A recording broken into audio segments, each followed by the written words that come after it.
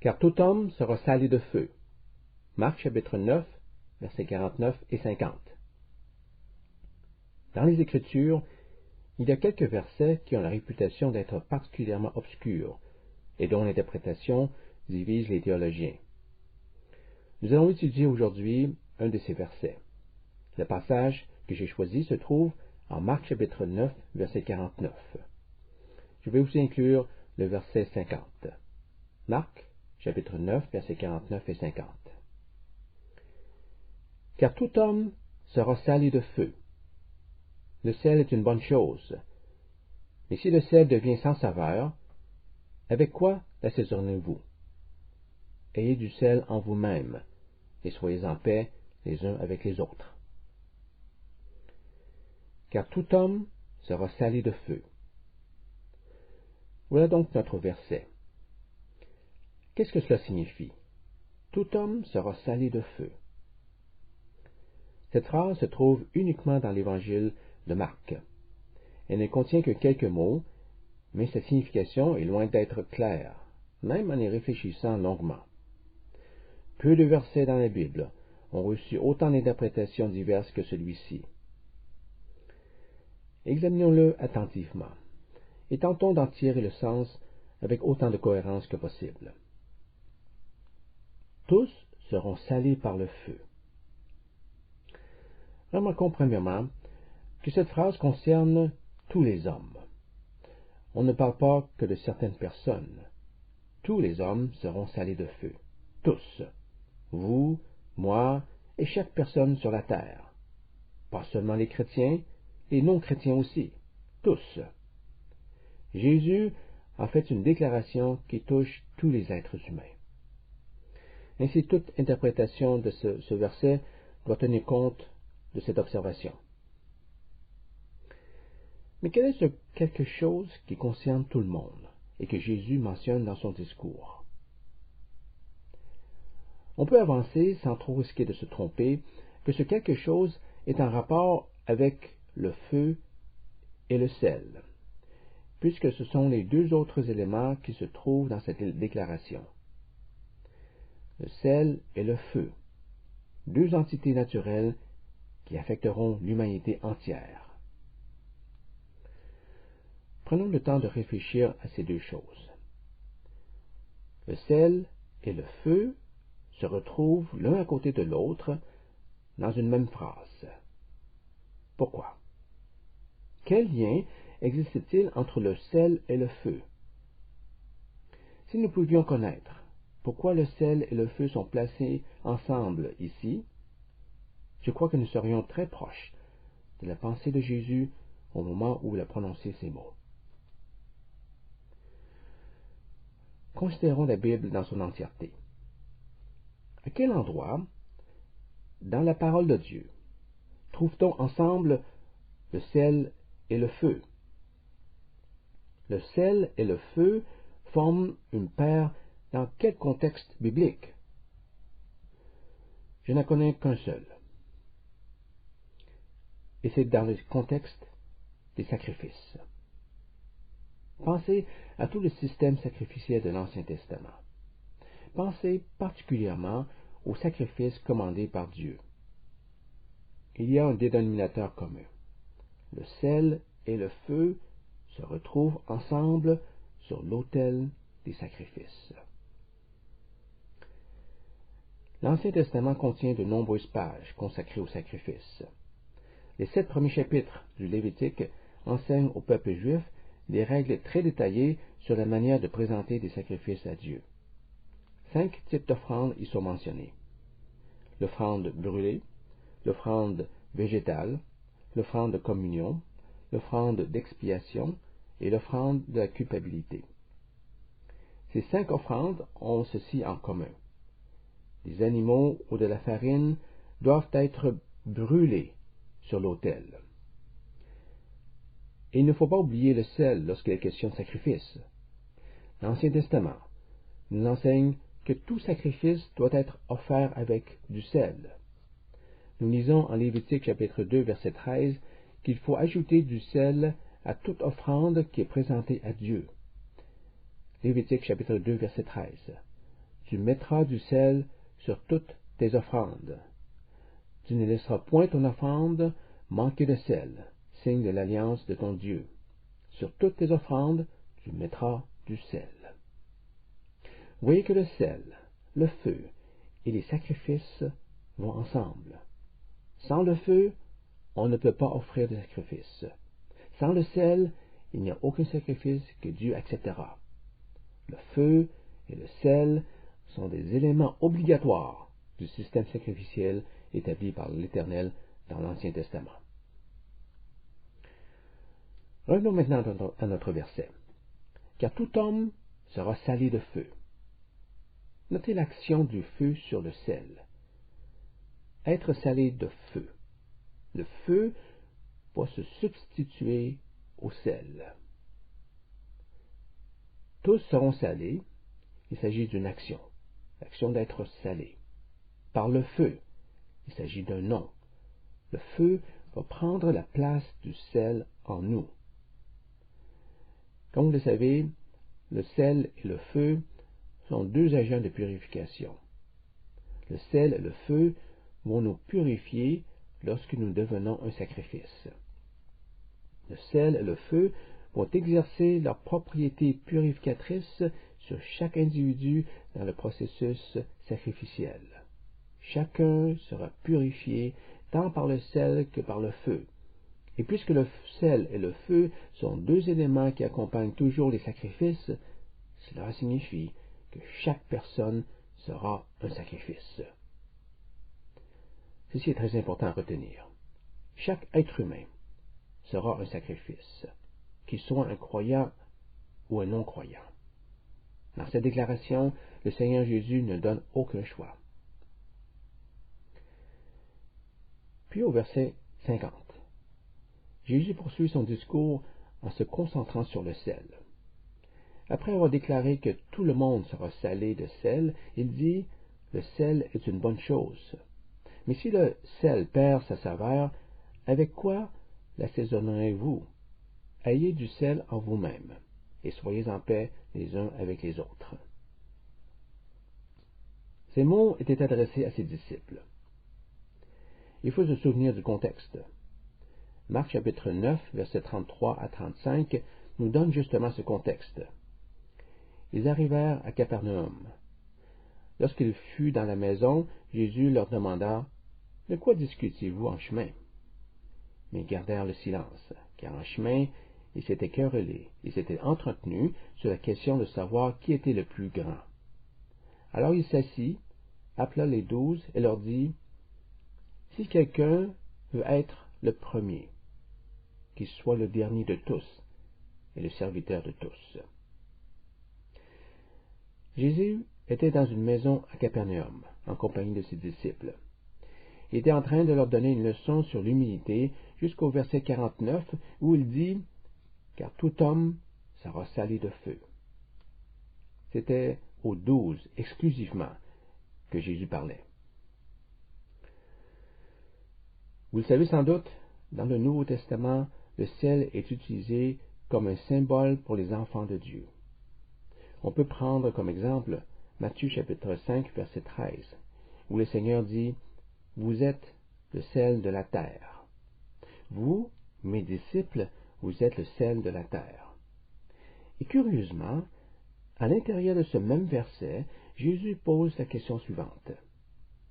Si le sel vient à perdre sa saveur, qu'allez-vous faire avec ce sel? Avec quoi le saleron-on? Vous voyez qui est intéressant, puisque c'est presque la même question que nous retrouvons dans notre passage en Marc chapitre 9, verset 50. Mais si le sel devient sans saveur, avec quoi l'assaisonnerez-vous? Très bonne question. En effet, comment allez-vous l'assaisonner?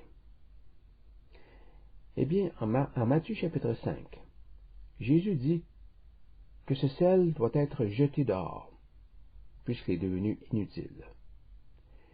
Il ne sert plus qu'à être jeté dehors et foulé aux pieds par les hommes.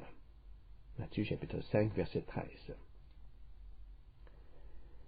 J'ai mentionné dans l'introduction de cette leçon que la combinaison sel-feu apparaît dans l'Ancien Testament dans tout ce qui touche les sacrifices. Le sel et le feu accompagnent nécessairement tout sacrifice dédié à Dieu. Mais nous retrouvons la combinaison sel-feu dans le Nouveau Testament également. À quel endroit précisément? Dans le Sermon sur la montagne, en Matthieu chapitre 5, versets 13 et 14. Après avoir dit « Vous êtes le sel de la terre », Jésus continue avec une autre déclaration. « Vous êtes la lumière du monde ». Parler de lumière, c'est l'équivalent de parler du feu. Au temps de Jésus, la lumière était produite en brûlant de l'huile. Il fallait du feu. Le sel et le feu se rencontrent ainsi à nouveau. Cette fois-ci, la rencontre se fait dans le sermon de Jésus sur la montagne, lorsque Jésus parle du sel de la terre et de la lumière du monde. Que devons-nous comprendre? Rappelez-vous de ce que nous avons dit. Le feu et le sel se rejoignent sur l'autel des sacrifices. Dans le contexte du sermon sur la montagne, cela signifie que chaque croyant doit devenir un sacrifice. Quand Jésus a prononcé son sermon sur la montagne, c'est à ses disciples qu'il parlait, et il voulait nous faire comprendre que chaque disciple se doit d'être un sacrifice pour Dieu.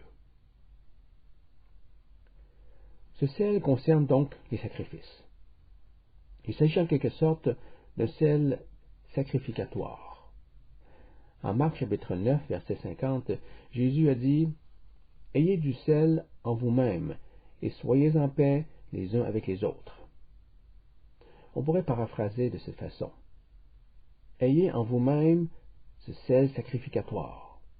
C'est ce qui donne aux disciples son authenticité. Si vous avez perdu l'esprit de sacrifice, comment allez-vous vivre les uns pour les autres? Car telle est l'essence du sacrifice, se donner aux autres. Si vous avez l'esprit de sacrifice en vous, il s'ensuit que vous allez vivre en paix les uns avec les autres. Vous ne ressentirez plus le désir d'être le plus grand. On se rappellera que cette section a débuté par une conversation entre Jésus et ses disciples. Le Seigneur leur demanda « De quoi discutiez-vous en chemin » verset 33. Cette question mit les disciples dans l'embarras. Mais ils se taisaient, car en chemin, ils s'étaient querellés pour savoir qui était le plus grand. Verset 34. Ils se sont tus parce qu'ils savaient qu'il n'était pas approprié de discuter d'un tel sujet. Si l'esprit de service est en vous, l'esprit de sacrifice, vous n'auriez jamais pensé à vous demander qui est le plus grand d'entre vous. Comment tout cela s'applique-t-il dans nos vies? J'aimerais proposer que tout cela est en lien avec les intentions de Dieu pour les hommes. Vous avez sans doute déjà entendu ces questions universelles. Si Dieu a créé l'homme, quel était son but? Quelle est la raison de notre existence sur la terre? Quelle est la destinée de l'humanité? Ces grandes questions, nous les connaissons, mais malheureusement, peu de gens s'y attardent. Il ne sert à rien de perdre notre temps à penser à ces questions philosophiques, parce qu'il n'y a pas de réponse, certains disent. Je ne suis pas tout à fait d'accord. J'aimerais suggérer que la Bible donne certaines réponses. Ainsi, à la question « Quel but Dieu a-t-il pour vous et moi ?» la parole de Dieu donne cette réponse. Dieu désire que chaque personne soit un sacrifice. C'est le sens de la phrase « Tout homme sera salé de feu ». Tout homme sera un sacrifice. Dieu ne nous a pas créés pour nous regarder faire à notre tête, vivre selon nos propres envies, sans aucune considération pour sa volonté. Il avait un but en nous créant à son image, et son image est révélée par son Fils. Celui qui m'a vu a vu le Père, affirme Jésus en Jean chapitre 14, verset 9. Et à quoi ressemble ce Jésus? Le Fils de Dieu a aussi dit Je suis venu non pour être servi, mais pour servir, pour donner ma vie en rançon pour tous. Marc chapitre 10, verset 45. Dans cette déclaration, Jésus révèle clairement le caractère sacrificiel de sa personne et le but de sa mission sur terre. C'était le plan que Dieu avait préparé pour son Fils, c'est-à-dire qu'il devienne un sacrifice pour nos péchés. Il avait aussi un plan pour chacune de nos vies, c'est-à-dire que nous soyons portés par une vie de sacrifice.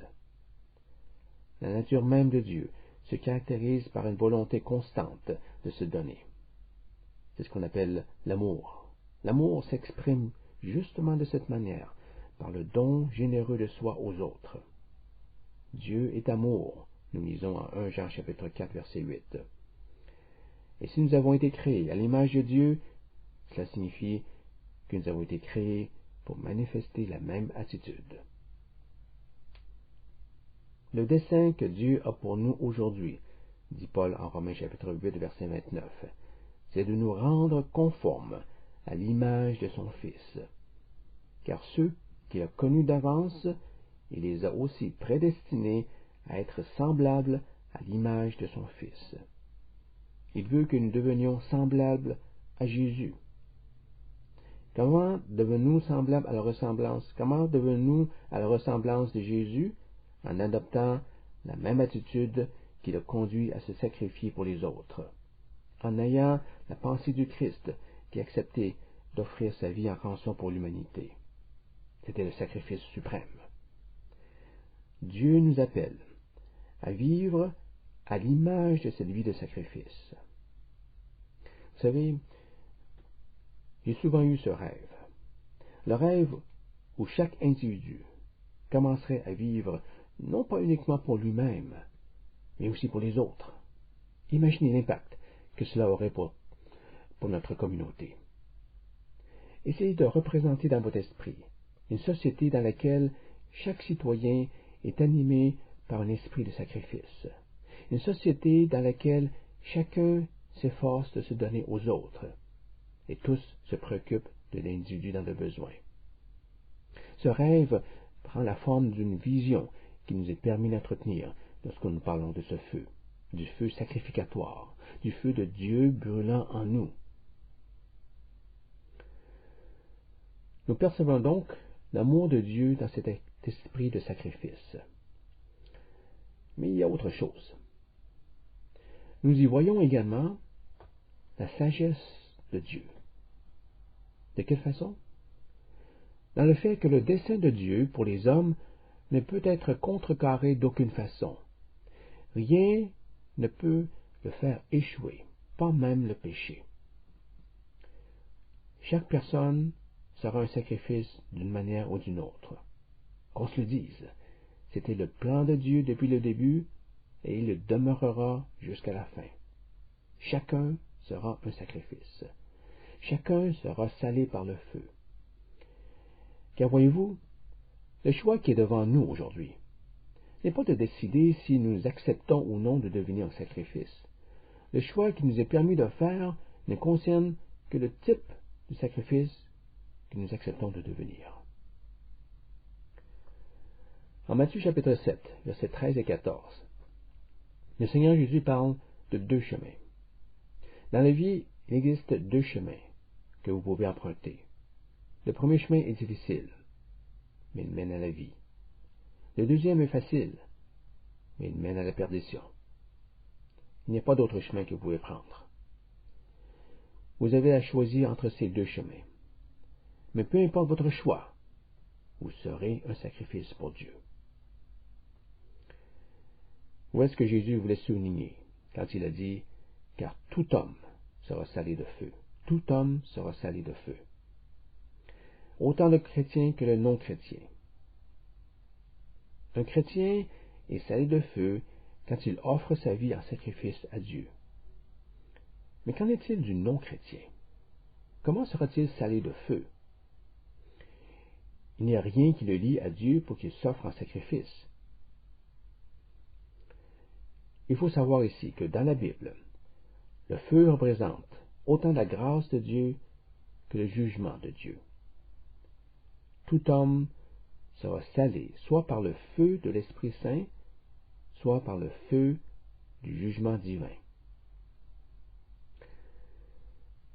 Pour élaborer davantage sur ce point, il est nécessaire de retourner à l'enseignement de Jean le Baptiste. Lisons le passage en Matthieu chapitre 3, verset 11. Voici les paroles de Jean le Baptiste. « Moi, je vous baptise d'eau pour vous amener à la repentance. Mais celui qui vient après moi est plus puissant que moi, et je ne suis pas digne de porter ses souliers. Lui, il vous baptisera du Saint-Esprit et de feu. » Remarquez cette dernière phrase. Celui qui vient après moi vous baptisera soit avec le Saint-Esprit, soit avec le feu. En d'autres mots, Jésus va baptiser l'être repentant avec la grâce du Saint-Esprit, mais pour l'impénitent, il le baptisera avec le feu du jugement de Dieu. Il est important de noter que ce verset se trouve dans le contexte du jugement. Ceci devient évident lorsque nous regardons le verset suivant, le verset 12. Jean le Baptiste continue son discours avec les mots suivants. Il a son vanne à la main, il nettoiera son aire, il amassera son blé dans le grenier, mais il brûlera la paille dans un feu qui ne s'éteint jamais. L'expression « un feu qui ne s'éteint jamais » est utilisée pour désigner l'enfer. Jésus va amasser son blé dans le grenier. C'est le baptême dans le Saint-Esprit. Il va brûler la paille dans un feu qui ne s'éteint pas. C'est le baptême de feu. Le rassemblement du Messie, de ceux qui croient en lui, constitue son baptême dans le Saint-Esprit. L'action de brûler la paille constitue le baptême de feu des incroyants qui iront en enfer. Quelle que soit la situation, que ce soit la première situation ou la deuxième, Dieu s'en trouve glorifié. Dieu est glorifié, autant dans son amour pour les hommes que dans son jugement contre le mal. Ceux qui sont consumés en sacrifice en enfer glorifient Dieu, peu importe ce qu'ils peuvent bien penser, car c'est là que les revendications de la justice divine et de la sainteté de Dieu sont complètement satisfaites. Un monde où la justice est bafouée n'est pas un monde que Dieu a créé. Un monde où le mal court sans être jugé n'est pas à la gloire de Dieu. Si un gangster peut commettre des meurtres, extorquer de l'argent, s'il peut vivre dans la criminalité sans être jamais puni, alors Dieu n'est pas celui qui est assis sur le trône céleste. Si un malfaiteur peut vivre dans le confort et la facilité, s'il peut amasser une fortune par le vol, s'il peut mourir et recevoir à ses funérailles des hommages d'une foule, comment cela peut-il donner gloire à Dieu? Ne vous laissez pas tromper par les apparences, dit Jésus. On ne se moque pas de Dieu. Ce que l'individu aura semé, soyez sûr qu'il le moissonnera aussi. Galates chapitre 6, verset 7. Tout homme sera salé par le feu. Aucun criminel ne pourra s'en tirer impunément, même s'il n'a jamais passé un seul moment en prison de son vivant. Car notre Dieu est un Dieu de sainteté et de justice. Tout malfaiteur sera jugé pour ses actions. Chacun sera salé par le feu, soit par le feu de l'amour de Dieu, soit par le feu du jugement de Dieu. Vous comprenez maintenant pourquoi nous avons dit que chaque personne sur terre deviendra un sacrifice à la gloire de Dieu. Il y a ici une décision cruciale à prendre. Dieu nous a donné la liberté de choisir le type de sacrifice qui s'appliquera à nous. Nous avons le choix entre deux types de sacrifices. Nous pouvons faire le choix d'être un sacrifice vivant sur terre, selon les instructions de l'apôtre Paul en Romains chapitre 12, verset 1. Je vous exhorte donc, frères, par les compassions de Dieu, à offrir vos corps comme un sacrifice vivant, saint, agréable à Dieu, ce qui sera de votre part un culte raisonnable. Ou sinon, nous pouvons faire le choix d'être un sacrifice mourant en enfer. À cet égard, on se rappellera des paroles de Jésus en Matthieu chapitre 10, verset 28. « N'ayez pas peur de ceux qui peuvent tuer le corps. Craignez plutôt Dieu, qui peut détruire le corps et l'âme dans la géhenne. » Faire périr le corps et l'âme en enfer.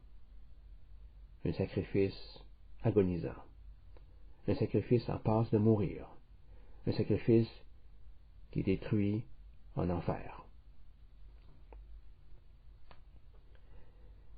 Il y a plusieurs années, j'ai fait le choix personnel de devenir un sacrifice vivant. J'ai choisi de vivre dans la plénitude de la volonté que Dieu a pour nous et de faire rayonner sa gloire dans ma vie. J'ai alors fait une belle expérience.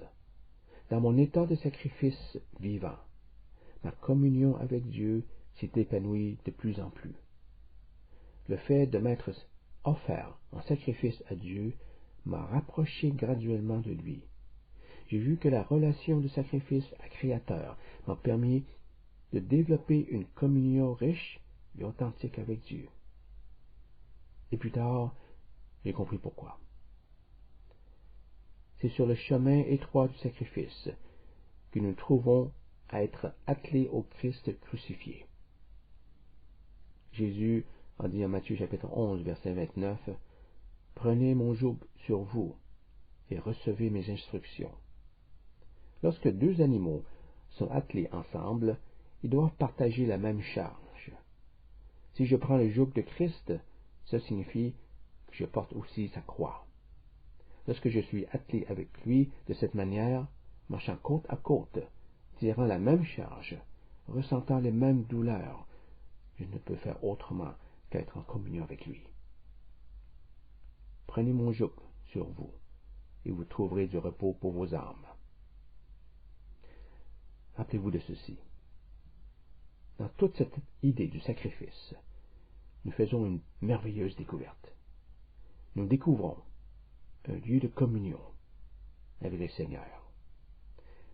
Nous découvrons un lieu de puissance. Nous découvrons un lieu de repos pour notre âme.